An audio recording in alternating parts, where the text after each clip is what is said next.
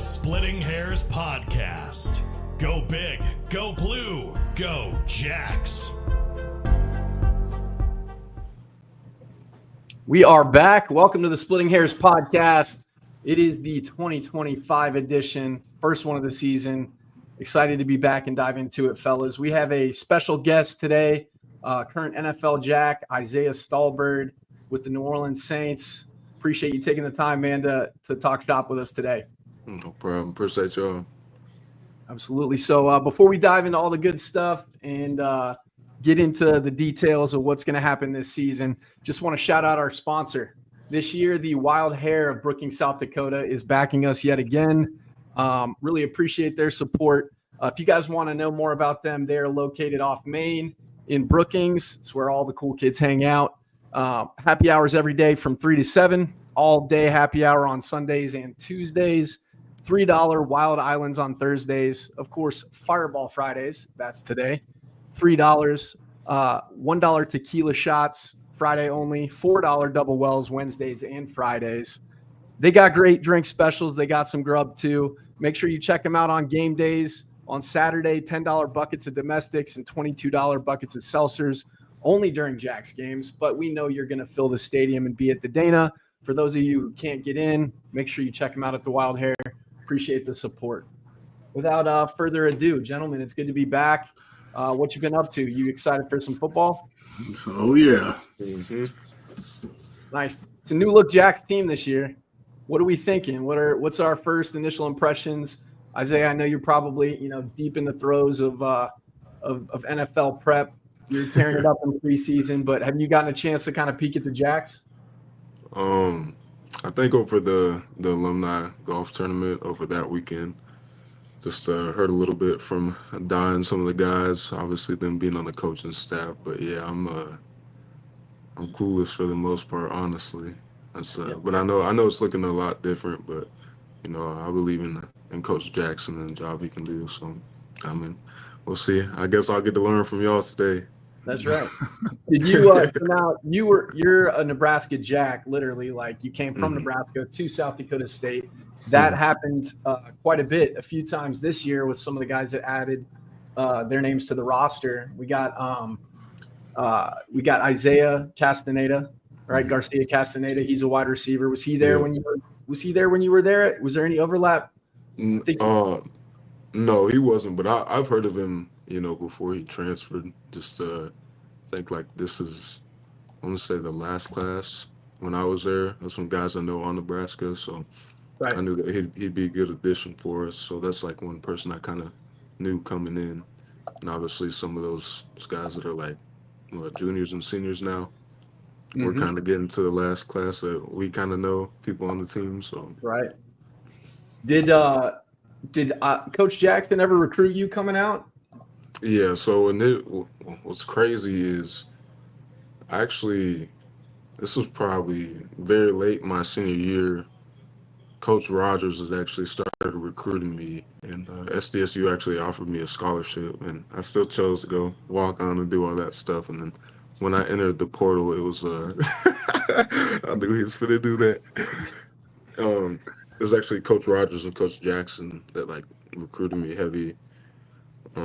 Got back on me. It's probably a couple days. They had came down to Lincoln, met with my dad and I, the whole recruiting pitch, all that. And I think that weekend I was up there for a visit, and the rest was history. So, but Dan's always like, just like Coach Rogers, Dan's always like been my guy too. Even though I was a little mad when he left like 2 weeks into me being there, but it was good. But yeah, so I mean, that's where our relationship started, and then it's kind of funny. We've always talked a little bit after he left the university. I mean, coaching elsewhere, I've always had high praise for him. So it's just crazy how it all comes full circle. He's back at the university now, and I think he's going to help it take off even more. So just help us keep going.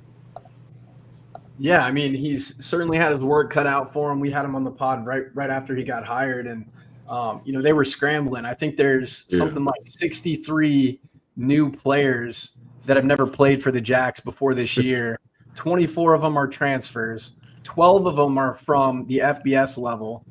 I want to say there was 7 from FCS schools and then 5 from D2 or below in classification. And then 8 of those 12 FBS transfers are from the Big Ten, right? Several Nebraska guys that know each other. Bullock is a receiver that looks to be pretty salty playmaker. So both he and Isaiah Garcia Castaneda, they played at the top echelon of college football. So in terms of adding, depth in whichever form, maybe they spell guys, maybe they're the guys in the receiver room, but it looks like we're going to have a loaded receiver room to line it up in this fall.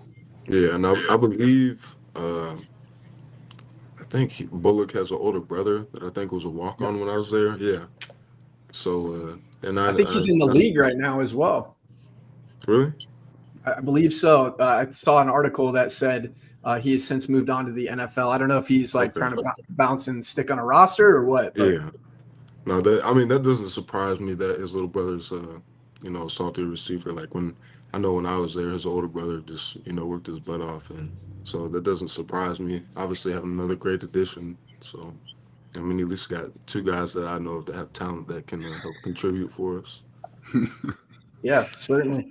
So, we could talk all day just about, little details here and there about the roster. I kind of want to just get Brian and Stack to weigh in here too, as it relates to defensively. We'll start there. That's y'all's forte. What are we feeling about the upcoming season from the chain gang?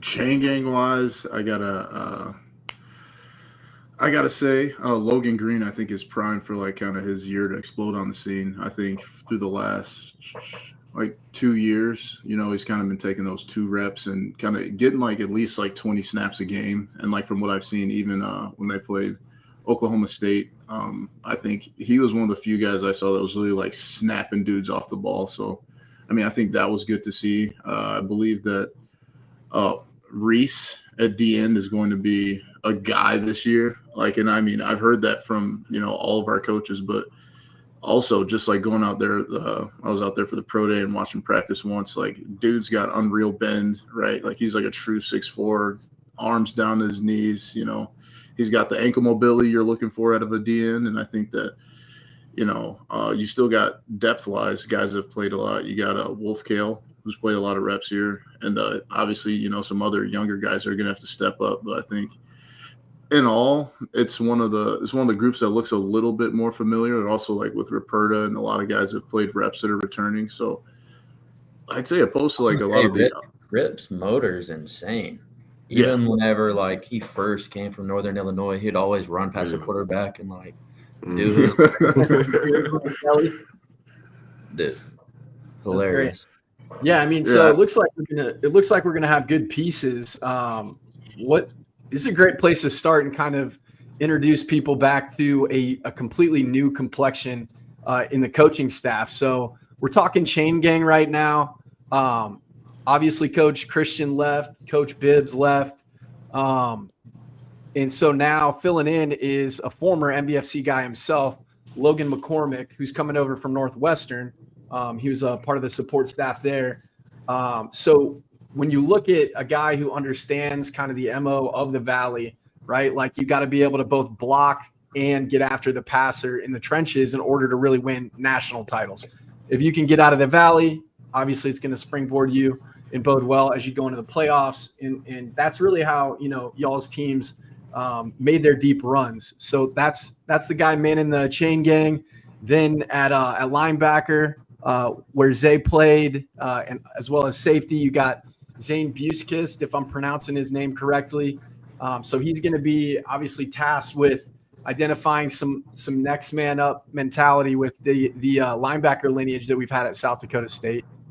And then obviously manning the whole helm is going to be Coach Bergstrom, who's coming back. Zay, did you have a chance to play for Coach Bergstrom? You did. So my COVID year when I first got there, and then a little bit some of those games when I was going back and forth between safety and linebacker.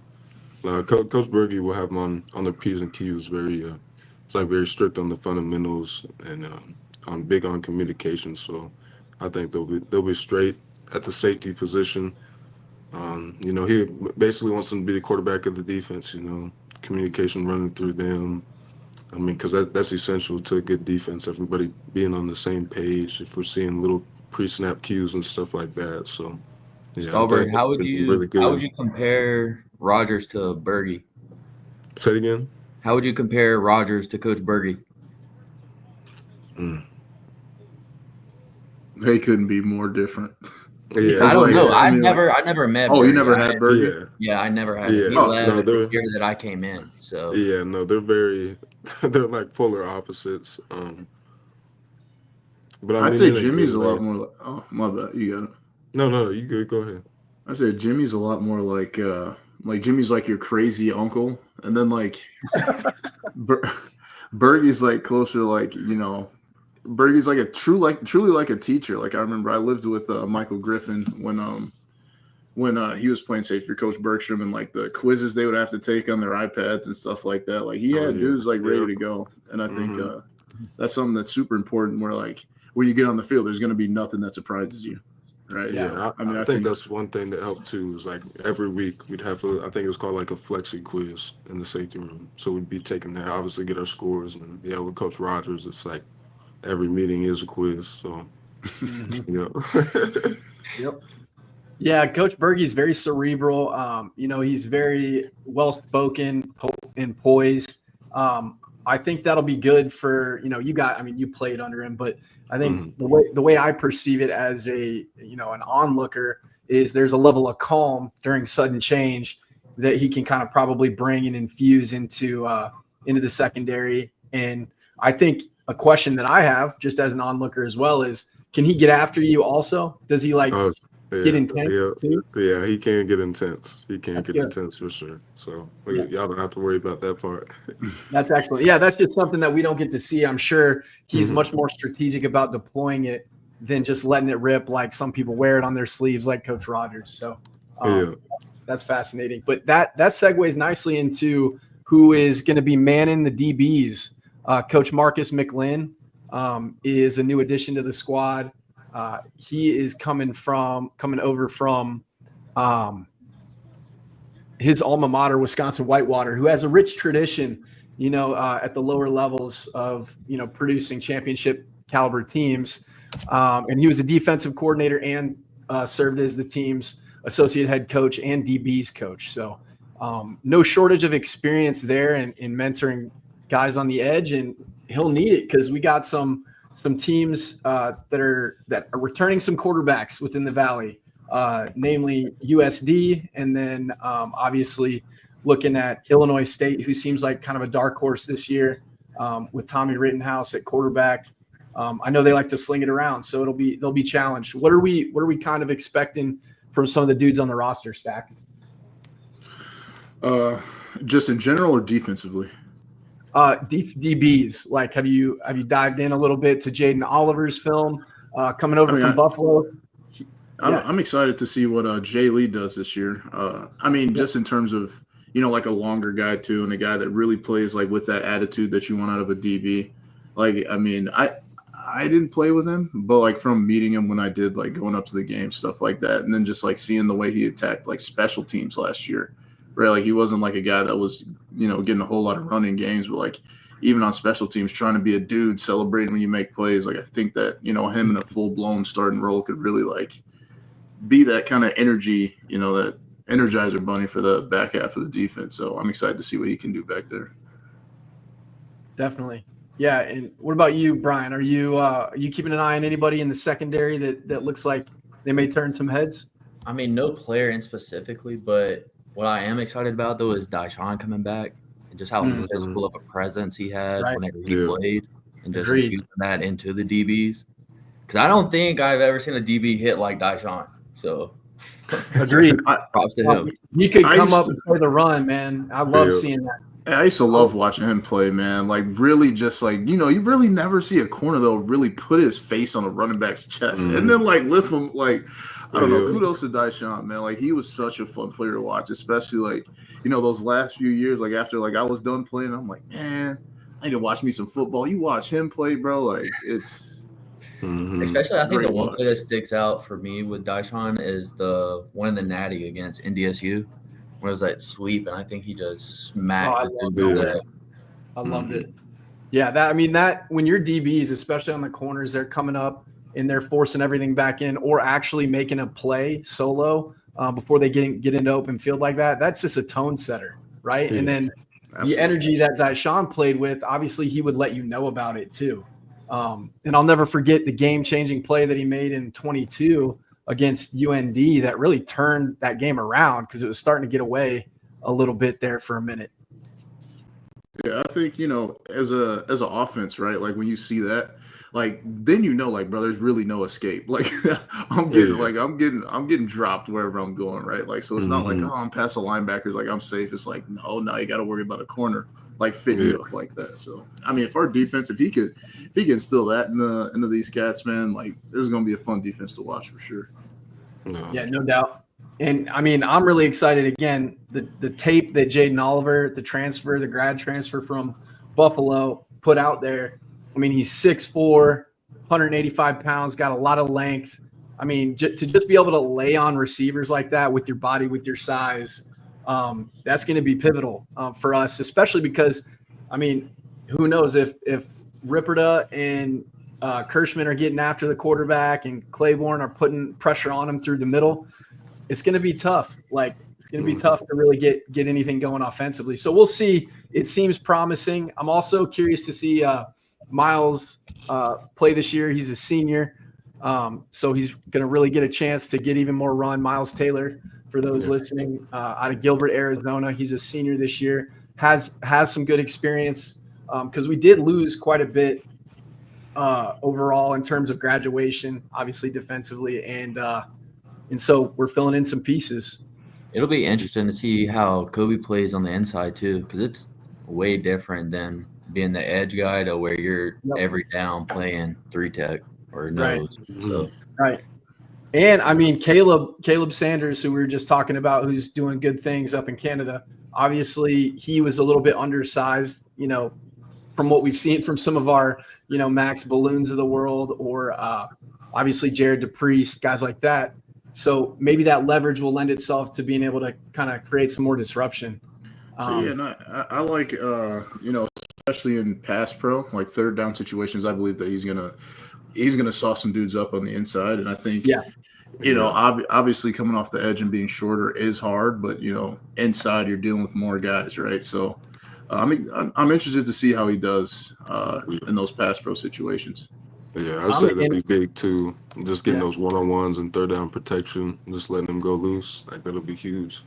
Exactly. I think like defensive side too is like we've had some guys that have been there, and I think now it kind of comes down to they're in their junior, senior year, and like just having them believe in their talents and letting them go out there and letting it rip. Because I mean, some of those guys have had the talent, but it's like I say it's the same thing. Like we've all experienced to a certain level. It's like just believing in that and trusting yourself, trusting the coach, and just going out there and making plays for your teammates. So. Yeah, well put, man. I think the thing that I started to notice, and maybe it was just because it started to get the streak that the boys were on there started to get really long from 2022 when y'all won it to 2023 when y'all won it, and then when we started the run in 2024. But it looked like, the physicality was still there, but maybe the energy, the juice kind of was starting to wane a little bit. I think now, because everything is so fresh and so new, the energy seems to be way up, and the competitiveness seems to be like really ruthless. Man, I feel like these dudes finally, and I mean, not finally, right? But like you got a chip on your shoulder for the first time in like a couple years, and it's not just North Dakota State, like it's just in general, right? Yeah. Like if you're one of these guys that stuck around, and like let's say you're a Logan Green, for example, like and you've played behind Brian and Jared, and Balloon, all these years, and you're like, I'm one of those dudes. Like I want an opportunity to do that. So like even though you're starting, like a guy like him, I'm sure he doesn't feel like, all right, I got it made, like I can chill out. He's like, no, like I need to show people that like, well, where has this dude been? Like we've had him for a couple of years. Like why has he been rolling in even on third down, stuff like that? So I think top to bottom, right? Like linebackers, we're not bringing back guys that played a lot, like not even a rotational guy, really. So, like, these are guys that really haven't played a whole lot. Like, individually, you know, I feel like every last one of these guys that are playing next year has a chip on their shoulder, right? Like, you've seen your buddy leave and go somewhere else, or you've seen your buddy leave and get offered money and you didn't. You know what I'm saying? Like, I know if I was on the squad, like, that would bother me. Like, I'll probably almost lose sleep over that, right? Like, if I'm – make it personal. If I'm Logan Green and Max Balloon got offered money and I didn't, and I'm still here, I'm like, I'm about to show you all this year with the numbers I put up that I should have been playing over that guy last year. Is that controversial? I don't care. It's the truth. Yeah. No, you bring up a good point too. And, you know, moving on to some other pieces in the secondary, we talked about Kobe on the D line, but we also have Kobe Bretts coming over from Nebraska, who's had playing experience in the Big Ten. So that's only going to lend itself to, you know, some comfortability, knowing what to expect between the hashes. I'm sure that, you know, your comms got to be dialed in when you're in the Big Ten. So coming into the Valley, it's going to be no different. Hopefully you can bring some of that juice and that energy. Obviously, I think we took Jalen Lee and bumped him to safety to add more depth. He's got some good size, 6 foot 200. So that's going to help. Obviously, he's got experience playing in big games, but also playing on special teams. And that's going to be huge, right? Because we lost a ton on special teams that we can get into as well. But before we do, let's talk about linebackers, right? So like Pat Whitty brings up right here, the LB group is young, but it's had guys who've been waiting in the wings, right? We've gone from they're super confident too. Super confident. I don't know if you've seen the interview, but they're confident. I love it. I love it. I love the confidence. I hope it translates. You know what I'm saying? Speak on it, bro. What interview are we talking about? I believe they interviewed the whole linebacker core. They're like Joe Colin, Chase Van Tull. I believe someone said that they might be the best linebacker core that we've had in a while. So, wow, big shit. So I'm excited. Yeah, that's great. When you hear that, what do you think, Stalbird? No, I mean, honestly, like Stack said, that's rightfully so. I mean, those guys had to sit behind like me, Jason, and Bach, like, and when I had to sit behind people, like, that drove me crazy, and not in a bad way. Like, that's just being a competitor. Yeah. So like those three have been like, they've gotten a little burn here and there, special teams, but they've been chomping at the bit to like finally show their opportunity. And I think now, like I was saying earlier, like now's the time to let it rip. Like, them boys have been starving to like show their abilities and show what they can do as linebackers, and that's what makes me excited. And obviously, you have that in that position group, like, and that confidence. That's only going to spread to everybody else that's touching that field and the whole unit. So no, I'm really excited for those three, especially because I know they've been waiting. So just getting especially on special teams too. They were always physical. Mm-hmm. I can remember Chase and Colin running down on kickoff and just smacking shit. Oh, yeah, Chase. Yeah. Just bring that. Not afraid to hit. Yeah. I think, yeah, for sure. Especially Chase too. Chase, like, any opportunity he's got in there, even with the defensive snaps, like, he don't care. Like, he kind of reminds me of myself too. It's like undersized, but he lays it all on the line and just blow somebody up, cover somebody. And then you got those two that are essentially like handling the bulk of the communication with Joe and Colin. And, you know, I think they'll be good because, like, even those two just gaining more confidence as times went on. And now I think they're ready for us. So it'll be fun to watch. Yeah. Yeah, we're definitely used to having linebackers, at least one throughout the years, play with like that reckless abandon where they just throw their bodies in there. Like, you know, Graham comes to mind, Graham Spalding. Obviously, you could hit, you played safety and you played LB. And I think obviously your 40 time and your explosiveness show up on film, especially when you're making contact. So that's exciting to see. And now it's cool to see who that torch is going to be passed to. Mm-hmm. Obviously, we had Roseboom, we had Bach, we had yourself, and now we have, the next man up. And Cullen has a ton of athletic ability. If you've watched anything that went a little bit viral on Twitter, backflip and then throws the ball 7 yards through the end zone. I mean, that looks pretty. Let's see if he can translate that to, laying the wood, which I'm excited to see. Yeah, for sure. And so when we transition kind of just like looking a little bit more at the rest of the team as a whole, special teams, we kind of got to touch on that. And this is a good segue because, you had a big play your first game as a Jackrabbit, blocked punt that you recovered against UNI. And, that was huge, right? Like showing up in all three phases. And then you look at, we lost Dustman to graduation. Dustman is obviously, what's up, Rain? For real. Dustman is obviously the do-it-all kind of Swiss Army knife. He can kick, he can punt, and he can handle a PAT field goal. So we just added a new addition to the team literally as of yesterday, I believe, or today. Another kicker from Northwestern in Northwestern Iowa. So I mean, to me, he was a pretty storied kicker in terms of his field goal percentage. But to me, what that screams is like, hey, we're not totally sure about our place kicker. Yeah. We brought in a guy from UCF, Kevin Kerrigan Jr., who kind of is a journeyman so far in his collegiate career. And then we also have some young bucks, right? Max Pelham looks like he's going to take over the punting responsibilities. So it'll be interesting to see because, you guys got some big dubs with some field goals in Fargo and UNI and things like that could completely change the course. They did change the course of our history. Mm-hmm. Yeah, I just think, it's smart, right, to have, not put all your eggs in one basket because, obviously, these guys are going to Bozeman for their opening, game in their stadium that year with all gold, and it's going to be a night game. So you just want to be prepared in case, light's too bright or whatever. If I need to make a sudden change, you don't want to put all your eggs in one basket and then kind of have shot yourself in the foot on such an integral part of the game. So I like that move. Yeah, man. Piggyback off that, you're just pushing the competition too. Love that. Yeah, that's a great point. Yeah, keep people a little bit and see how they cope with the pressure, right? Mm-hmm. Do they rise up? Do they have that growth mindset, or do they kind of, crouch down and shelter and crumble under it? Yeah, there's nothing worse than a kicker with no comp. Oh, 100%. It's nothing worse than that.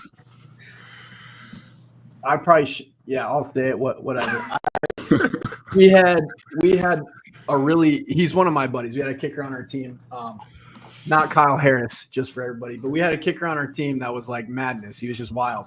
And I used to literally just have to walk the hell away because he would come out and he would forget certain things, but the dude he had a hammer and made a bunch of big kicks, but I can't stand kickers. I can't. Just keep them away from me.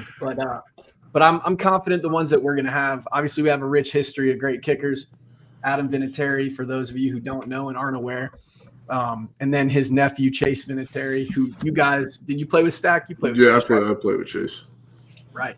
So special teams from a kicking perspective is going to be an interesting watch for us this year, I think. But as long as they don't kick it out of bounds. We kicked it out of bounds a lot last year. That was driving you crazy. That's frustrating, man. I'd say that I couldn't kick for shit though, so I don't know what I'm talking about here. But I think it's pretty. I think Kevin is distracting the shit out of me today. I think it's going to be interesting to see like who fills in on the special teams coverage units because we do have a lot of new faces, a lot of linebackers, and. It's going to be pretty fun to watch because obviously, good starting field position is not something we want to allow on our coverage units, especially with some new pieces in the secondary, obviously across the rest of the defense. But gentlemen, in terms of our return game, what are we thinking? This will be completely different, right? No Dallas Beanham, no Amar, and no Angel, and no Tuck. So. Mm-hmm. Do we like how it's shaping up? Well, obviously, it really sucks to not have any of them. But I'm not gonna sit here and lie to you, J-Rabbit Nation. We've lost nothing, but I don't know, right? Dudes coming in this year again have something to prove, and obviously, you know, if you want that shot, you want to be that dude, by all means. I would love it if you were. But I mean, we're gonna have to see it week 1. Well, you know who we got a burner as a true freshman though coming in, who I'm super excited to see. I don't know why they wouldn't throw him back there. Landon Delaney. He's obviously, I think he ran like a 10. I don't want to mislead anybody. He ran something in the 10s in 100 meter. That's pretty good. So that you got burners like that, and he's like 6'2", 6'3", and that's an incoming freshman. We saw what Ogroski was able to do last year as a true freshman. You know, he had that kind of long, lanky frame. He looks like he's grown into his body, right? Like he's actually hitting the weights, getting some nutrition in. So again, it'll be exciting to see. Also, I've heard Jack Smith's name thrown around, adding some explosiveness. And then you got Isaiah Garcia Castaneda. Again, that's going to be back there showcasing what he can do, creating for himself. So all good things, I think. I don't see a ton of drop off. I'm kind of concerned about punt just because that's like it's a unique, different return game, right? Like you got to block it up, but also you got to be willing to catch it, right? Yeah, a lot of people who've seen Scott said he watched him live. He's got absolute wheels. So it's going to be exciting to see in the return game. You guys all have had. Did you have any experience in special teams? I know Stack, you were covering kicks, right? Oh man, punch shield, get your face, dude's trying to kill you on there. Well, that was the only time you got as a D lineman, you got to get your hands on like other teams' corners and other teams like wide receivers and stuff. So like I relished in that where I'm like, finally, like one of these little dudes that like to talk a lot, like I get to lay it on them a little bit. Pause, but still. Yeah. That was the way they could sneak in a little 5-yard conditioning on them in the game. Exactly. Well, we got to hear from you, Isaiah. You're playing it at the highest special level. Teams go. That's right. What special team? Not only special teams go, but huge plays on this last preseason game against the Chargers, man. TFL, great blitz, timed it up perfectly, and then just let them know who you were. Yeah. I was hoping you were going to kill Trey Lance on one of those for the boys. No, I had to say a little something. Right. No, but I think like the special teams round, like regardless of the kicking and punting, I think it just comes down to guys that, you know, again, who are hungry and people are going to have that want to. Because at the end of the day, like you can scheme up all this stuff, all these returns, X, Y, Z, but it's just about how bad the guys that are on those units that want it, like want to run through somebody's face, coverage lane, discipline, and things of that nature. And that's all it is just a want to. Because like I think what some young guys fail to understand is like if you aren't a guy that has an opportunity to go out there and get some burn, like that's your pathway to get that burn. Like you start making plays on special teams standing out, the coaches are going to slowly give you more trust and see how you deal with it. Like that's always been my pathway. Like it's the same thing when I came into the league last year, like essentially coming in as a walk-on. Like still that chip on my shoulder, had to prove myself through special teams, and that's been able to gain me more opportunities. So yeah, it just comes down to the want to. You know, you got to have dogs that are on there that are willing to, you know, go bust some heads, whether running, hitting, protecting, and then talk some smack after. Because I mean, that's honestly, it's like the special teams is an unsung hero every game. All those little hidden yards within the returns, the punts, the kickoffs, and things of that nature too. It's crucial to the game. So yeah, I think if we can have that guys who are just like selfless and go out there and play with their hair on fire, we'll be all right. That's right. You can say that again, man. It's some of the best memories too, like just commiserating with the boys when we used to have, I think they banned it, but you can't do the wedge anymore on KOR. Yeah. We used to literally, now it's some of our best memories, but just literally trying as a fullback, you know, you're going out there and you're kind of, at first you're like, are they using me as a warm body, or, you know, let's go make some money out here. Yeah. And we would just try to headhunt, and it was looking back on it, it sucked, but it was some of the best memories because, you know, when you're not the guy, you're going out there and you're trying to stack reps. Yeah. So what better way to do it than on special teams? 100%. Also, Delaney ran a 10.62. I had to go look it up whenever you were mentioning it. Lying. That's lying. Yeah. and what he was able to do on the football field too, just tearing it up. So again, you look at this is a great segue into our offense. We'll start with receivers, right? Why not? Ogroski is kind of I would be shocked if he's not the guy. The way he's transformed his body, he's got reps. He not only got reps as a true freshman, but key reps in pivotal moments against the Bison, against some other key competition. And then you look at, obviously, Graham Goring tore it up against Oklahoma State, did it against the Bison himself, obviously battled some injuries, but he was a good, second option last year to Griffin. And then obviously with the departure of Griffin, it created a vacuum to see who's going to be the next guy. Obviously, we've mentioned his name consistently, Garcia Castaneda, but then you look at Bullock. Bullock's had obviously key reps at Nebraska, and then just wants to come to a school, according to Matt Zimmer, that has a good family atmosphere, good culture, and a historied success of winning, right, and winning natties. So interesting to see, especially with Chase, who's obviously younger in terms of reps, quarterback. We don't really know what we have in him right now. So having so many options of guys who can get open and create like that are going to be key. Is there anybody you guys are interested to see step up at the wide receiver position this year? I always got to shout out Graham, man, another Illinois Jack. So back at the crib, we all root for him, man. So he's from Iowa. Is he? Yeah. No way. Dude, somebody lied to me. No, I was just going to let you keep going, Stack. I was like, oh, he's somebody we'll go with it. Dude, is he really not? Graham, in case you didn't know, you're now from Illinois. Yeah, I guess. Honorary, here's your card. Not that card, Brian. Close enough. Starts with an I, But yeah, man, I mean, dude. You said Ogroski. Like, when I saw him last year, I'm like, who's this freak that's like where did he kind of come from? He didn't get a lot of role early in the year, did he? No, not against Oklahoma State. Not too much early on, but then really came on strong and as the season went on. Yeah, I think it was Missouri State, if I'm correct, where he kind of had a few nuts catches and was kind of doing dudes bogus. And just as a physical presence, that's a guy that you want too. Is right. Even as a possession receiver, right? A dude that's going to catch it and try and fall forward, or try and baby somebody who's tackling them. So like you said, with the quarterback, we really don't know right now what we're going to get. Right? That's no offense to anyone. We just haven't seen it in game consistently. So, it's good to have these kinds of weapons around him. It's going to make his life a little bit easier. Definitely. And this is a great time to bring up our coaching staff real quick, too, on the offensive side of the ball.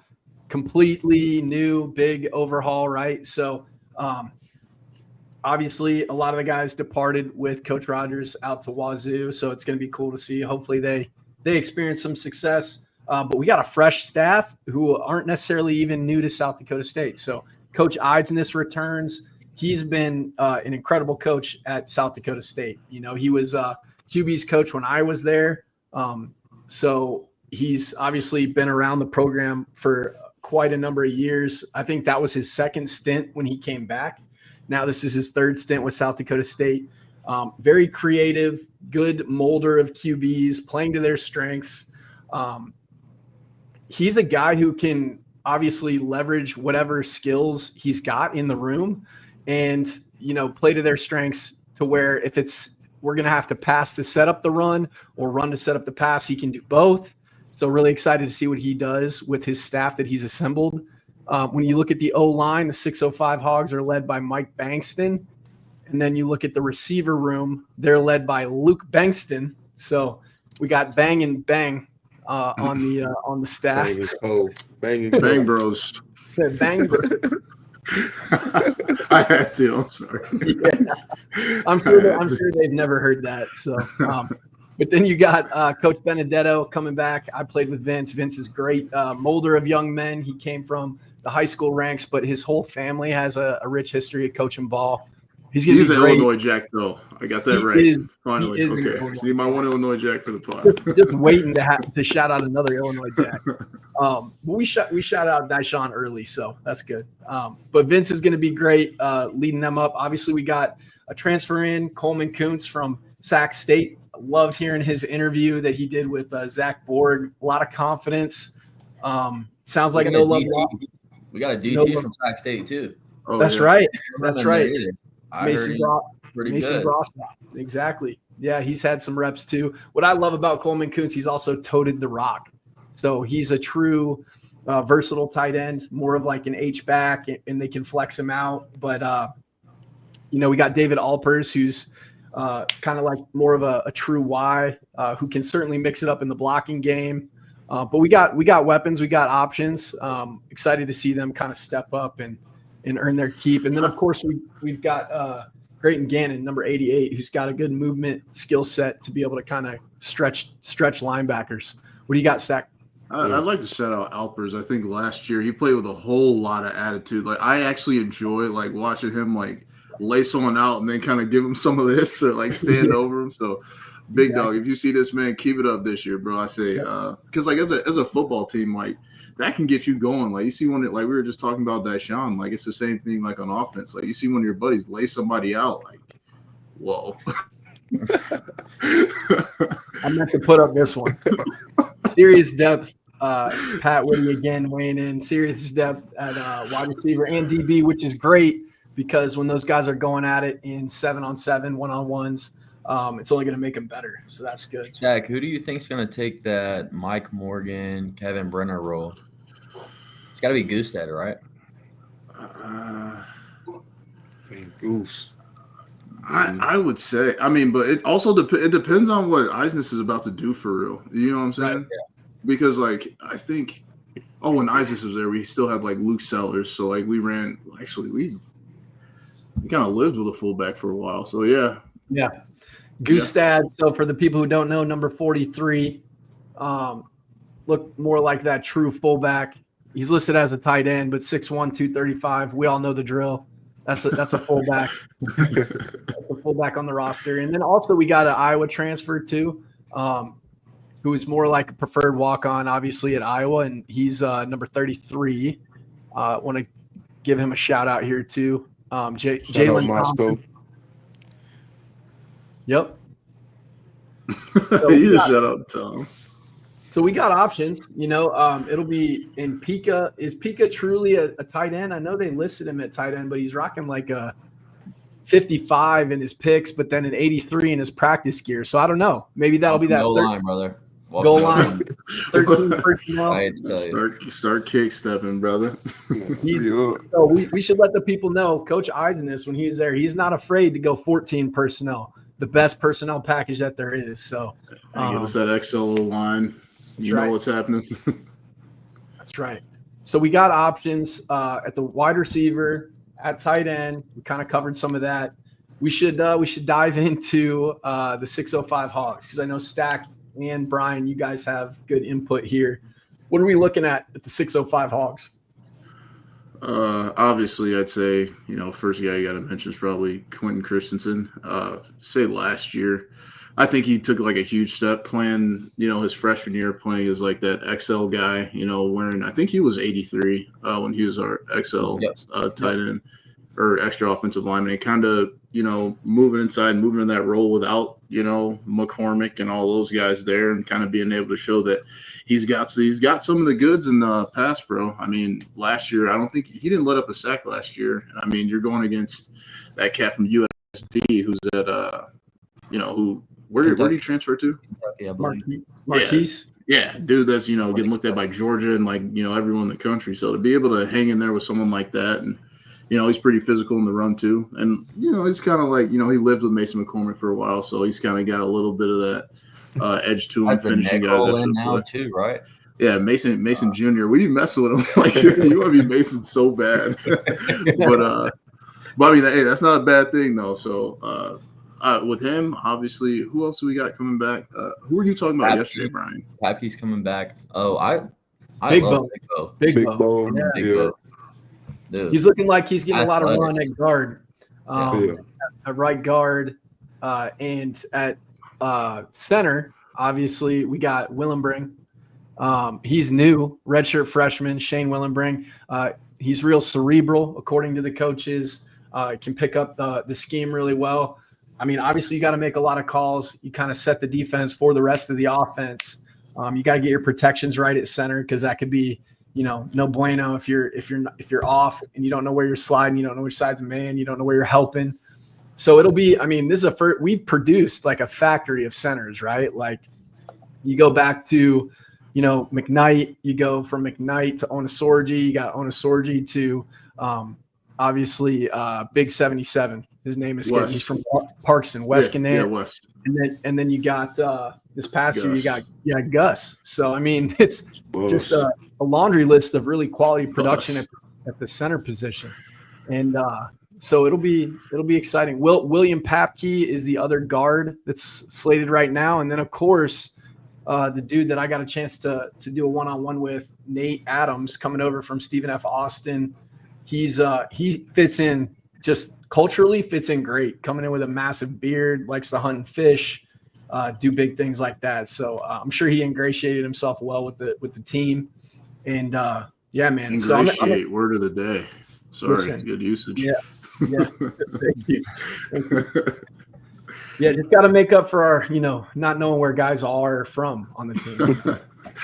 You got to get the IQ back up. Well, you guys were talking about some strategic movement on the 605, like mix and match units here. So weigh in a little bit about that. You think Big Bo might help at tackle more so, or what are we thinking? I don't know. I think guard would be perfect too. I think he's super athletic. I feel like every old lineman is kind of interchangeable, because I feel like Q could be good at guard too. He's super athletic, good in this short set as well. I don't know. And good too. Papke, whenever we came in as a true freshman, he was traveling down he was like maybe on the practice team there for a little bit, but then he was with the other guys. Yeah. We didn't see him on the scout team at all. So, and I think with having Eisness, obviously, like our offense isn't going to change like to a whole insane other thing. Like there's going to be a lot of gap scheme in there, and you're going to want offensive linemen who can pull, right? Guys who can move in space. And I think like that's why our offensive lines have been successful in the past. Like a guy like Gus who can block in space, or Mason who's good at blocking in space, or Wes, you know what I'm saying? So, and this is kind of how always, South Dakota State's offense could be. Because I remember Wes played tackle and played guard and played center. You know what I'm saying? So having a lot of interchangeable guys to where if someone goes down, prayerfully not, but you could really plug someone in, mix and match anywhere. Like it's not really like, well, this is a 2 guard. It's like, well, this is just the second offensive lineman coming in. Yeah. Those are great points. And fortunately, Coach E had an understanding probably of a lot of the offensive scheme that came before him. Obviously he broke up his time from the teens when he was here to now. But obviously he had a disciple in Zach Luan that he coached, right? Yeah. And, just using, good follower terminology. Balance out the spiritual here, some of this stuff, But yeah, so I think in terms of them understanding the terminology and mastering the offense, if you're going to switch guys around, especially from left to right side, that's tough, right? So being able to know your responsibility. It is, again, am I doubling, getting up to second level? What am I doing? So it shouldn't be too hard for him, but that's easier said than done when you're in the fire, right? Yeah. So but this is a great point Dan brings up here, is having Nate Adams, who's an all-conference guy, come in and add depth, and not necessarily we don't know what the depth chart is going to be, but start right away. Obviously, he's going to get significant playing time, but it just shows you how versatile our entire unit is.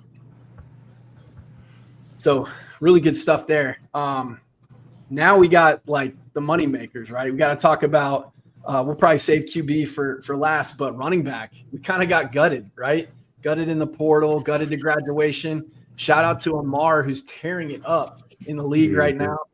Multiple touchdowns, multiple weeks, really making the most of his reps. The dude even ran down on punt, and amazing punt coverage.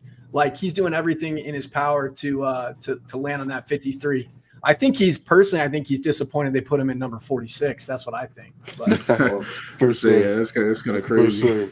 Takes his aura away. That's right.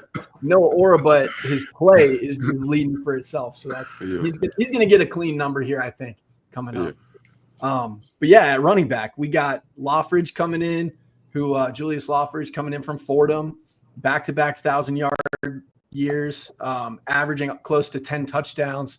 a season, which is great, right? But it's not the Valley. And then is the offensive line going to be able to carve out lanes for him? Who knows? And then who's going to spell him? That's the big thing, right? Like who's going to step up? Is it going to be Quinn Renfro from Missouri, right? Same high school as Isaiah Davis.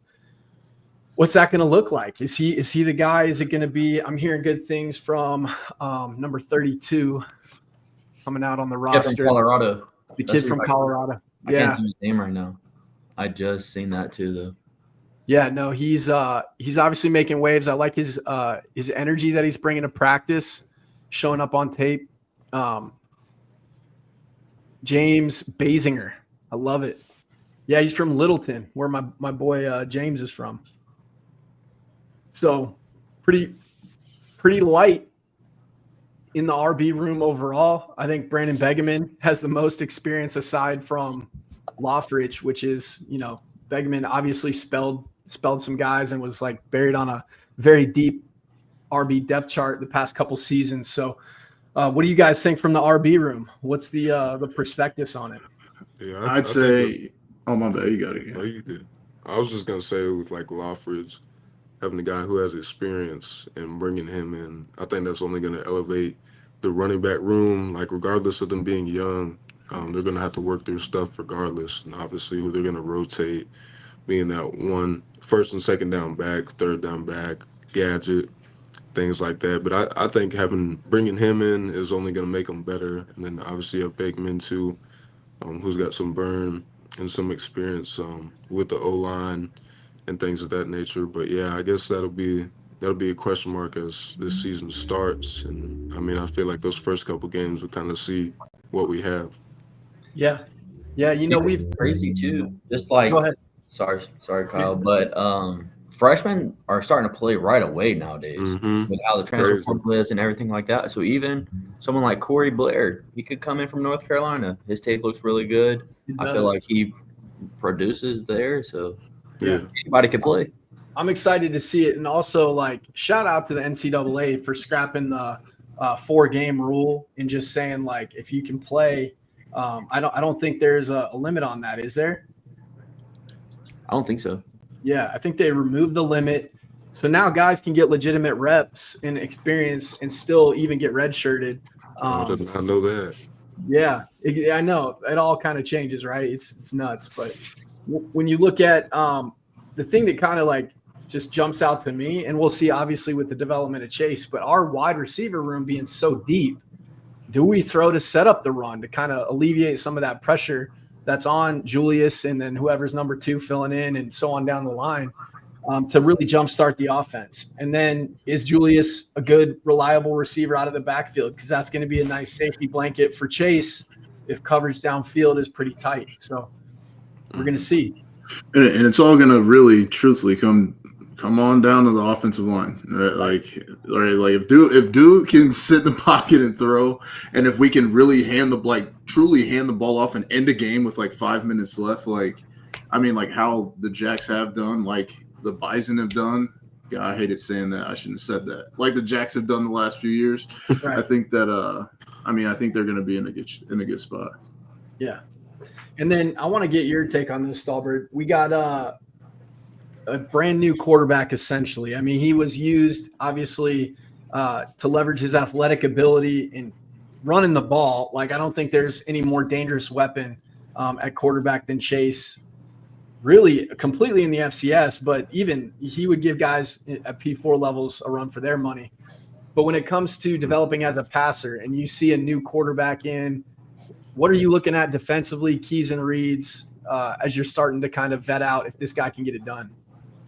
Yeah, I think really it just comes down to obviously like scouting report, but even that sometimes that goes out the window. Like you get a scouting report on a guy and be like, hey, like average thrower doesn't really move well, and then you see him in the game, his throws are on point, the boy's scrambling, like you don't really know what you're gonna get. So I think kind of having that switch up, Chase being like the athletic quarterback who can make plays with his feet, doesn't necessarily always have to stay in the pocket. And then I don't know too much about this transfer guy, but obviously him, if his dude that can stay in the pocket and have the same ability as Chase. Like that just keeps you more on their toes. You have to stay more disciplined, plastering coverage, things of that nature. Settle with him in his drops because you could be dropping, still moving. Quarterback's already set and take off, and that's an easy 5-10 yards for him. So yeah, it'll be interesting because again, I have zero knowledge on the quarterback room. Obviously, a Chase, but don't know anything about this transfer guy. So. Yep. Luke Marble coming in from Northern Illinois. Obviously, he was with Coach Eidsness there, but he's a Georgia Jack. Stack, if you want to claim him as Illinois, you can, but he's definitely from Georgia.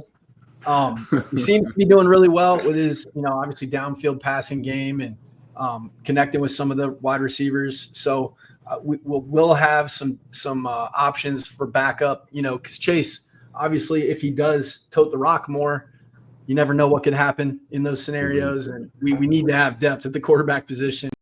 That'll free up the receivers too, though. You got to bring someone in to account for Chase running the ball. Yeah. If you don't, then you're outnumbered in the run game. So 100%. Defenses are going to have to choose what they want. They are. Can throw, or what are they going to do? Yeah. And of course he's going to take off with the ball at some point this year, and there's going to probably be some design runs too. I think the coaching staff probably just knows with the lack of real game time experience behind him, they definitely have to be more strategic when they do call it. Just because even as big as Chase is, NFL-sized tight end practically, you still don't want him taking too many unnecessary hits as the games go on. Yeah.